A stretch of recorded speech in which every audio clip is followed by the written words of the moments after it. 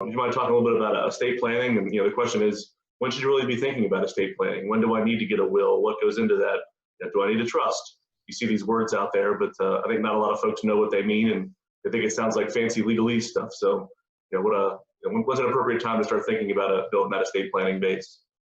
Yeah, it's a great question. And, I imagine for most folks, the idea of sitting down with an attorney and going through and making plans for death is probably right up there with a root canal in terms of excitement and priority for everybody.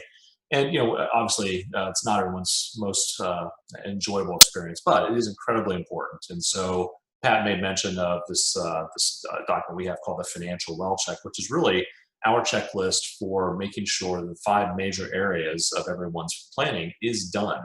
And I think when people sit down with us, they normally assume we want to talk about investments and building portfolios, and that's important stuff. But we have to have some of the fundamentals in place first. And believe it or not, the very first area of the 5 that we start with is actually estate planning. And so when folks come in and meet with us, we'll ask questions about, have they done any documents such as wills, living wills, powers of attorney, trusts, if that's applicable. And, most often folks probably haven't done that anytime recently. It's not something that has to be updated all the time, but it is really important to get those things, put in place. And there can be changes in people's lives, whether that be, adding kids to the mix, changes in marital status, moving to a new state.